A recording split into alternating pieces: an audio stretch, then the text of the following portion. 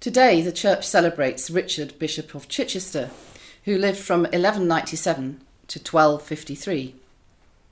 I feel a sense of connection with him because although he was born in Worcestershire, he studied at Oxford University and for a while was a tutor there. Later, after some time spent in France and Italy, he returned to Oxford and became Chancellor of the University. Sometime around 1240, Richard was ordained and moved to Kent. That is my second connection.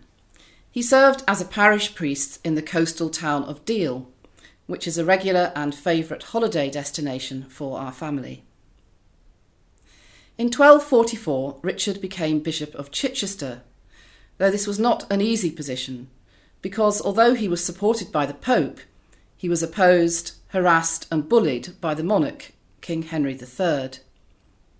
He remained steadfast in the face of this hardship and is said to have been a holy man of exemplary character, a rigorous ascetic and serious scholar who was diligent in stamping out corruption and injustice, and who took great trouble to visit and care for his clergy and people. Richard died in Dover in 1253, and the prayer he spoke on his deathbed was transcribed by one of those present. There have been various English translations of the original Latin, but the one we know best and have in our prayer book goes like this.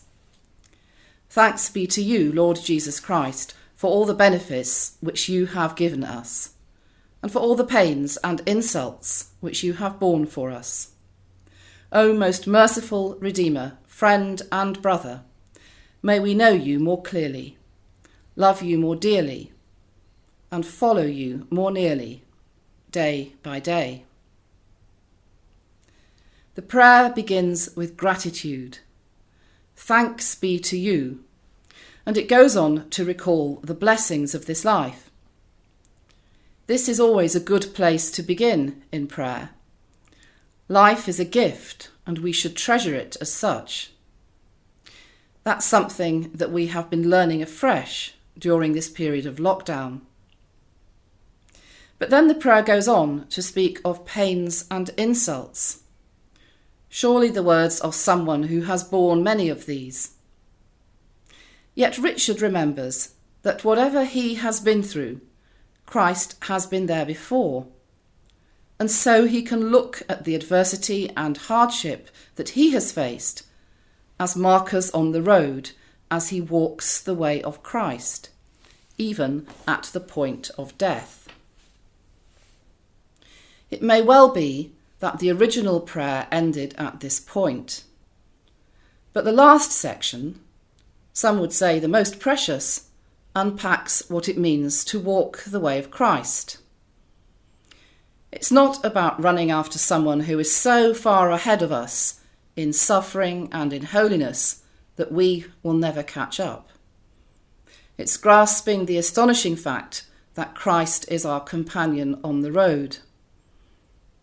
In this season after Trinity Sunday, that the Church calls ordinary time, it's good to have a reminder that the God who became incarnate in Jesus wants to have an ordinary relationship with us as brother and friend. To remember that the journey just might involve some fun and even laughter. And if there are hardships and opposition along the way, we will not face them alone. He will be with us, as surely as he was with Richard.